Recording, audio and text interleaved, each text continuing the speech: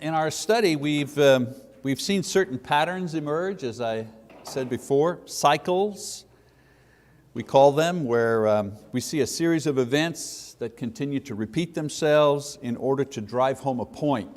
John is steady on this point. He never goes to the left or to the right. It's always about pointing to Jesus as the God-man. So the most prevalent cycle in John is that which sees Jesus declaring His divinity, either by some teaching or by a miracle, and then His hearers either believing or disbelieving His claims.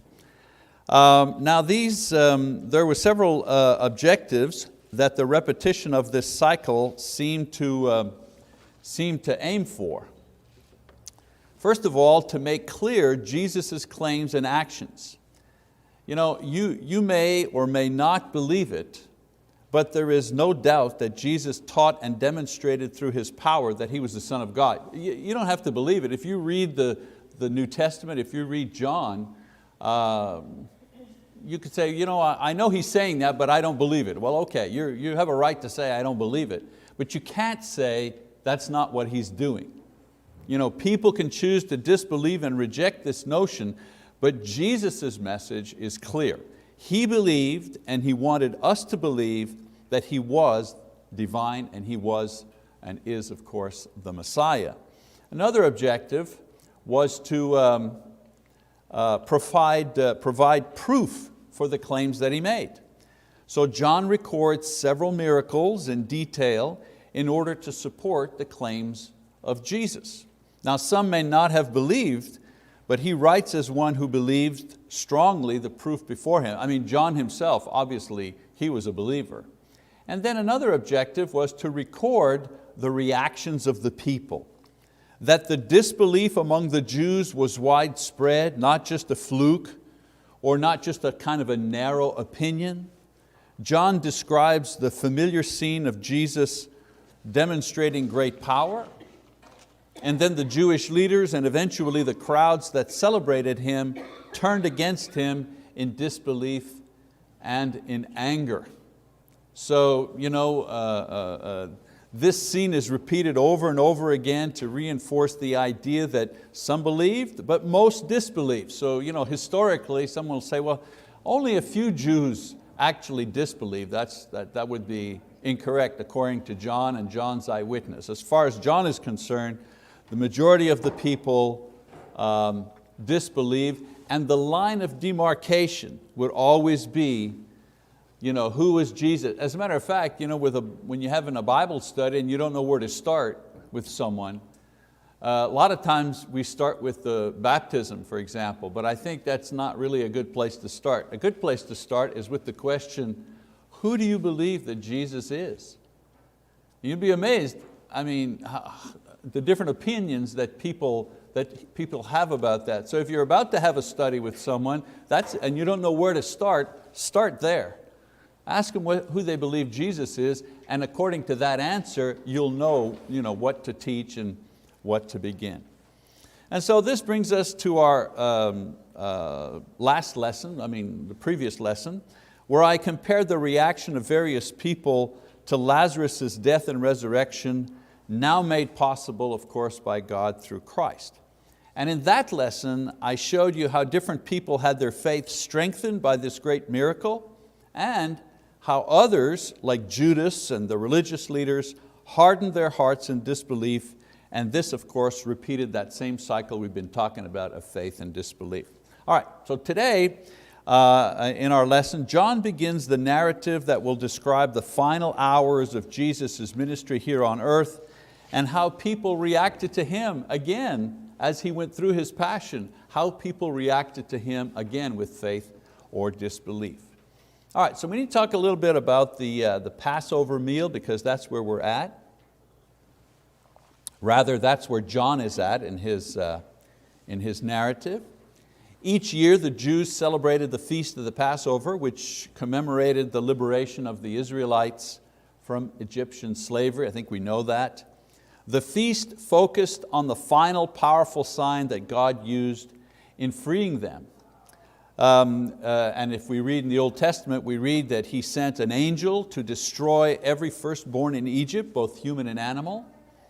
And He instructed the Jews who were kept in captivity in Egypt, He instructed them to kill a lamb and sprinkle their doorposts with its blood, and then cook and eat the animal while indoors that particular night.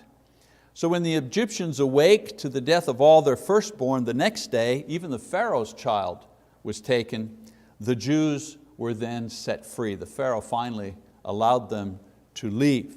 So the Lord commanded them to keep a remembrance of this time by having the Passover meal each year.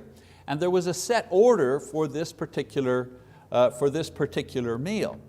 For example, as they celebrated it afterwards, a lamb was sacrificed at the temple or on behalf of a family, or sometimes groups of people would send a sacrifice to be offered. The meat was then prepared along with unleavened bread, bitter herbs, and wine for the meal. Each element had its own significance. For example, the lamb was the sacrifice that was offered in place of the firstborn. You see, the idea is the Egyptians had no sacrifice to offer, so the firstborn of each family and and their animals was taken. But the Israelites, they had a sacrifice. They had offered a lamb as sacrifice. And so in essence, God accepted that sacrifice instead of their firstborn. So the lamb, of course, that they ate was a representative of that sacrifice. The bitter herbs, like a salad, it was like a salad really, represented the harsh experience that they had as slaves. The unleavened bread, of course, signified the haste with which they left Egypt. The idea that they had no time to make bread and let the yeast work so the bread could rise. They had to eat unleavened bread because they were in a hurry. And then the wine, of course, they didn't have that. In Genesis, they don't talk about that. The wine was added much later, but it came to represent the new and the abundant land that God had eventually brought them to, the land of milk and honey and abundance. Well, the wine that they had at the Passover meal afterwards was representative of that new life. So according to the law, the Passover lasted 7 days, and the meal was prepared and it was eaten on the evening prior to the Passover day. So this would be Thursday evening. During the week, the Jews would make sure that no yeast or fermenting agent would be present in their homes or in their food. Of course, for them, yeast was a symbol of decay, and so it was eliminated totally during this time. The bread was without yeast or leaven. The wine was mixed with water, as was their custom. During the meal, the father, and if the father wasn't there, there would be one who was presiding, the presider, if there was no father present, would direct the proceeding. It wasn't just, all right, everybody dig in. It wasn't that kind of a meal. There was a process to the meal because it was a symbolic meal that they were eating. So the father or the presider would first eat and then the others would follow. He would offer a blessing as they shared a cup of the wine. And then when everything would finish, they would stand and they would sing the Hallel, which are psalms of praise, several psalms of David. And so it was this meal that Jesus gathered with His apostles to share, while that John describes in chapter 13. Another feature of the meal also, the instructive part of the meal, was then a young person would ask, the presider would ask the father, what is this meal about? And that would give occasion for teaching concerning the Exodus, concerning their religion and their history. So this is the meal that Jesus was sharing with His apostles. Now John doesn't provide any details concerning the Lord's Supper, interestingly enough. This has already been done adequately in Matthew, Mark, and Luke, and also in 1 Corinthians by Paul.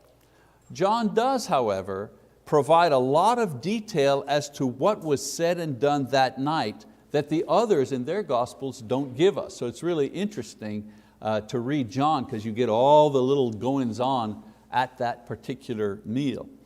Now his description of that evening in the upper room will go on from chapter 13 all the way to the end of chapter 17. He spends a lot of time describing what happened that night. Now most of the information includes a long prayer and teaching section by Jesus to His apostles on His final night with them before His death. But before He begins this prayer, however, He's going to do two important things for His apostles. First thing He's going to do is He's going to wash their feet. And so we read chapter 13, we're at the beginning, verses 1 to 5. Now, before the feast of the Passover, Jesus, knowing that His hour had come, that He would depart out of this world to the Father, having loved His own who were in the world, He loved them to the end. During supper, the devil having already put into the heart of Judas Iscariot, the son of Simon, to betray Him, Jesus, knowing that the Father had given all things into His hands, and that He had come forth from God and was going back to God, got up from supper and laid aside His garments, and taking a towel, He girded Himself. Then He poured water into the basin and began to wash the disciples' feet and to wipe them with the towel with which He was girded. So of course Jesus was fully aware of who He was, why He was sent, that His time was near, and that what kind of men His apostles were. He knew who He was dealing with. And knowing and accepting all of this, He still loved them and accepted what He was sent to do on their behalf, because their lack of faith and their hard-heartedness at times, He's thinking, boy, I'm doing all of this for these guys? If it was just a human being, I don't know if somebody would go to that length of sacrifice for these men.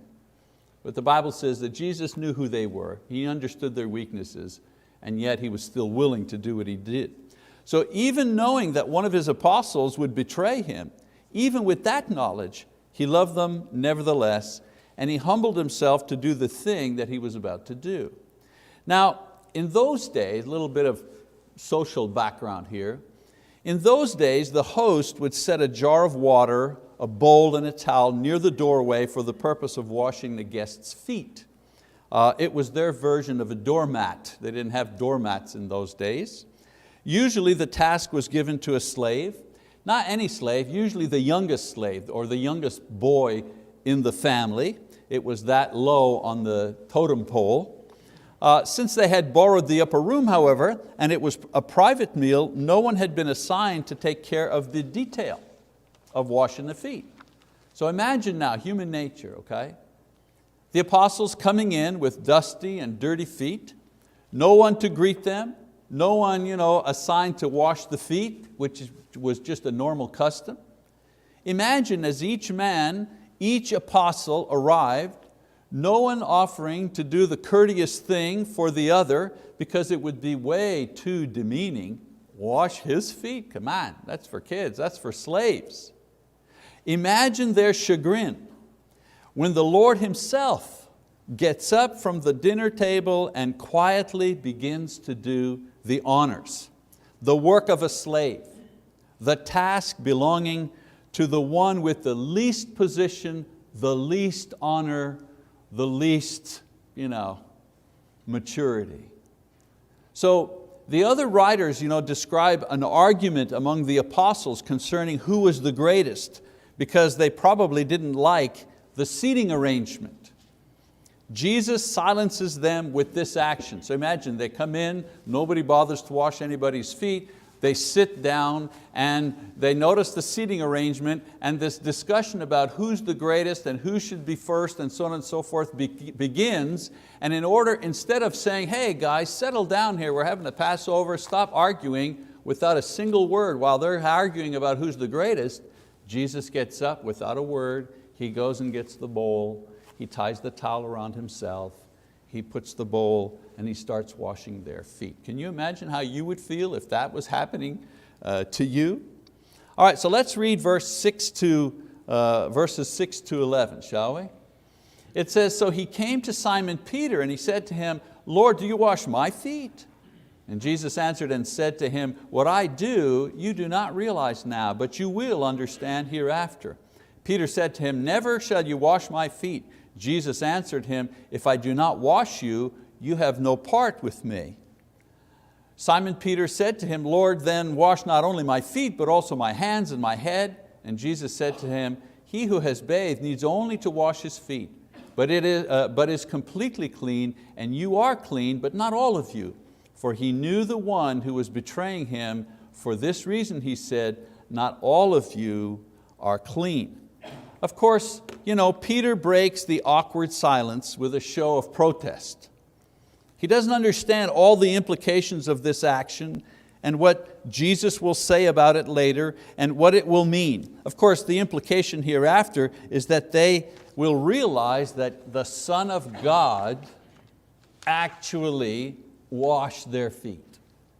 The highest took the absolute lowest position. That's what's going to strike them later on. So Jesus, Jesus kind of presses him by saying that without this, Peter cannot remain a part of Jesus. So Peter reverses himself, he goes to the other extreme, that's what he is, he's an extremist, he's compulsive. So he says, well, if washing my feet unites me to you, then wash me all over in order to make sure. And Jesus reassures him that only this is necessary for now, and those who have a clean heart, meaning they sincerely believe and act from faith, are completely clean, they're completely absolved, and have no need for further purification. Then he makes reference to the fact that there's a traitor among them. One who has received the foot washing, but whose heart is unclean. Imagine again the emotions going through these guys. Once he's done this, you feel ashamed of yourself for not having done the right thing. And then on top of that he says, oh, and by the way, one of you is a traitor. And so let's read that part, beginning in verse 12. It says, so when he had washed their feet and taken his garments and reclined at the table again, he said to them, do you know what I have done to you? You call me teacher and Lord, and you are right, for so I am. If I then, the Lord and the teacher, washed your feet, you also ought to wash one another's feet. For I gave you an example that you should do as I did to you. Truly, truly, I say to you, a slave is not greater than his master, nor is one who is sent greater than the one who sent him. If you know these things, you are blessed if you do them. Of course, later on they're going to feel the impact of this gesture, that God humbled Himself before them. For now, He uses the foot washing as an example upon which they should base their attitude towards one another. What a graphic example that is. If the master can wash your feet, certainly you can do it for each other. If God can lower Himself to do this thing, why can't you lower yourself to serve your brother or your sister? So today, of course, we have doormats. But the need to humble ourselves before one another is still the basic way that we avoid strife and division caused by pride and help maintain the unity that we have in Christ. So let's keep reading John's description of that evening. He says, I do not speak of all of you. I know the ones I have chosen, but it is that the scripture may be fulfilled. He who eats my bread has lifted up his heel against me. From now on I am telling you before it comes to pass, so that when it does occur you may believe that I am He. Truly, truly I say to you, he who receives whomever I send receives me, and he who receives me receives Him who sent me. So here Jesus reveals to them not only that He will be betrayed by one of them, but that the betrayal was prophesied long ago. He's actually, he who lifts his heel against me, that's Psalm chapter 41 verse 9. So he's saying, I know one of you will betray me, I know I will be betrayed, and this betrayal was prophesied long ago, and here's the passage that refers to it. In addition to this, he tells them that this will be another indicator of His divine nature, the ability to predict the future accurately. So once again, He's demonstrating, remember the cycle, He's demonstrating His divinity. So at this point, the Lord does the second important thing for His apostles. The first thing He did, important, He washed their feet, and we've kind of talked about the impact of that.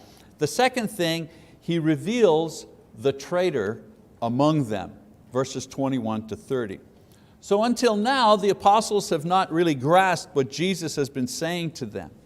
In the following verses, the Lord not only makes it plain to the apostles, but He also reveals to Judas that He knows what Judas is planning to do. Wow.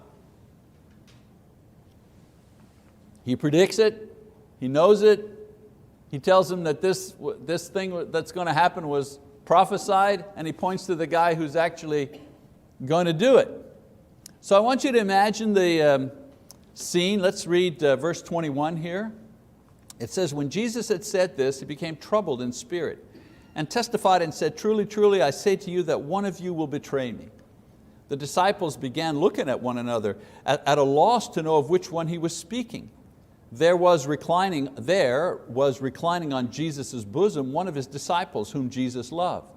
So Simon Peter gestured to him, to that disciple, and said to him, tell us who it is of whom He is speaking. He, leaning back thus on Jesus' bosom, said to Him, Lord, who is it? Jesus then answered, that is the one for whom I shall dip the morsel and give it to him. So when he had dipped the morsel, meaning the bread, in the wine, or in the bitter herbs actually, He took and gave it to Judas, the son of Simon Iscariot. After the morsel, Satan then entered into him. Therefore Jesus said to him, what you do, do quickly. Now no one of those reclining at table knew for what purpose He had said this to him. For some were supposing because Judas had the money box that Jesus was saying to him, buy the things we have need for the feast, or else that He should give something to the poor. So after receiving the morsel, He went out immediately, and it was night. So you need to imagine the scene here, okay? 13 men reclining on cushions around a table like a squared off U, if you wish. You know that famous painting, was it Da Vinci? Jesus is sitting at a table on a chair in the middle and all the apostles next to Him. That's historically incorrect. They didn't sit at tables like that. They sat on the floor on cushions, reclining, and at a table like this. So the way it worked is that the host or the organizer of the dinner sat at the head of the table, and the head of the table was at one extreme end there, where you see, where it says John. Okay? So he could protect and serve the honored guest or the presider. The honored guest would then sit next to him, and then the guest would assign seats around the table, usually in order of status. The oldest to the youngest, perhaps the most important, or whatever, if there was rank, so on and so forth. Now, remember, let's go back. There was complaining among the apostles about who was important. Remember, that was their discussion when they came in and sat down. It seems that John and Peter organized the dinner. We know that from Luke chapter 21. Jesus said to Peter and John, go, prepare the room, prepare the upper room, okay? And it seems that they had hoped to take the coveted spots next to Jesus.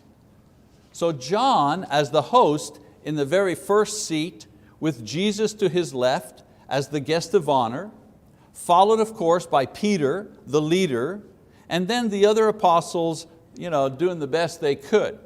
Probably Judas would be sat last at the other end, since they knew that he was a thief and he was untrustworthy. Well, things started as planned, with John taking the first spot. We know this because he leaned his head on Jesus, so he had to be next to Him. Jesus, of course, in the honored position, which no one contested. But then John tells us three important facts. Number one, when washing their feet, he came to Peter last. And then when speaking to John, Peter had to gesture to get his attention. And then Jesus spoke and handed the morsel directly to Judas. So therefore Judas couldn't be sitting at the other end, because Jesus handed him the morsel. He was within range. This means that Judas was next to the Lord and Peter sat at the end of the table. Perhaps when assigning seats, Jesus placed Judas next to him because He knew what was to come. And Peter, knowing his character, in a fit of pique, pouting, went to sit as far away as he could. This certainly explains his behavior when Jesus came to him with the water and the towel to wash his feet. Now much of the evidence points to this scenario. In any case, Jesus forces Judas's hand without any of the others knowing what had taken place. He's talking right next to him. The idea that Satan entered him is not to suggest that Judas was demon-possessed. Some people talk about that. And he was demon-possessed, so he wasn't responsible for his action. This reference indicates when Judas finally gave in fully to the temptation. When you give fully into the temptation, then Jesus is no longer the one animating you, directing you. Satan is the one directing you. He's the one that's taking care of you. So Judas was no longer under the influence of Christ. He had completely given himself over to the sin that he was about to commit. Therefore, Satan was now controlling him. And of course, as a way of saying this, Jesus or John says, Satan entered him. The idea of now Satan is in control. He's driving the show as far as Judas is concerned. Well, we're going to kind of stop right here because the next section begins Jesus' last prayer and exhortation for his apostles before he's killed. And it's a kind of a long section, so I'd like to start it at the beginning. Okay? Now, even though the Lord's Supper is not described here, this passage does provide lessons that are usually found in those passages where the Lord's Supper is found. For example, one lesson, you're wondering, seating arrangement, so on, what lesson can be drawn? Well, one lesson that we can draw is a servant is really not above his master, really. I mean, if we choose to follow Christ, we have to follow Him in all of His ways, not just some. So if He was willing to wash feet before the communion, so must we. And I'm not talking about before the Lord's Supper, we have to go around washing people's feet. In other words, if He was willing to humble Himself, so should we. Otherwise, we don't belong at the table. When Paul is talking in 1 Corinthians that we need to examine ourselves, what do you think he means? Examine yourself before you take the communion. Are you in the Spirit of Christ, ready to take that communion? Do you have a grudge against somebody? You mad at somebody? Before you take the communion, might be a good thing to humble yourself and make the decision, you know what, I'm going to make that situation right. So that's, a servant is not above his master. Jesus didn't have to repent of sin. Obviously, He had no sin. But to humble Himself, remember, He was a man, fully man. And as a man, the Lord and the teacher of those 12 guys, to humble Himself, to wash their feet, especially the guy who was going to betray Him, took quite an act of humility. So He's saying, hey, if I did it and I didn't have to do it, certainly you can do it because neither are you Lord and neither are you guys master or teachers. And then another lesson that's there, very driven home, is that a servant should examine himself or herself, as I was saying. If Judas would have examined his heart full of disbelief and greed, he might not have fallen into the total control of Satan. He could have whispered to Jesus, He was right next to Him, Lord, help me. He could have whispered. No one else would have known. Lord, help me. I think in my own prayers, if I were to try to highlight the words I use the most in my prayer life, like they do sometimes, there's a computer program that'll show you which words you use the most often in letters and so on and so forth. The two words that I use the most are help and thanks. Help and thanks. If Judas would have just said, Lord, help me. I'm not where I need to be. I know the others believe, but my faith is weak. Help me. You think Jesus would have, refused that? When the Lord hands us the communion bread, let's make sure it's not an accusation of infidelity and hypocrisy like the morsel that He handed to Judas. He takes the bread it's the Passover, and he hands it to Judas. Is it the bread that he's taking for the Passover meal, or is it the bread of infidelity? Is it the bread of accusation? So, let's be sure that our hearts are right before we sit to eat with the Lord at communion time, and we're not sitting in Judas's seat. We don't want to sit in his seat. He was in a position of honor next to the Lord. So before the other apostles, that's what probably they were complaining about. What's this guy doing next to the Lord? Surely I'm better than that guy. He's a thief. Doesn't the Lord know this guy's a thief? Have we not said that sometimes about other people? Lord, look, this person here, how come they're getting away with it? And all I get is trouble and grief. Yeah. So Jesus knows our heart. And so there's no use being deceptive with Him or coy or trying to hide stuff. The best way, I always say that the best strategy with the Lord, throw yourself at His mercy. That's the number one strategy for me. I just throw myself at His mercy because I can count on His mercy. If I try to justify myself, there may be problems there. All right, so that's, we've brought it to the end of the foot washing incident, Judas, so on and so forth. A little bit of background about what happened there. Next time we're going to get into the actual prayer itself. It's a long prayer, so I'd like to start fresh with that. All right, that's it for this lesson, lesson 22.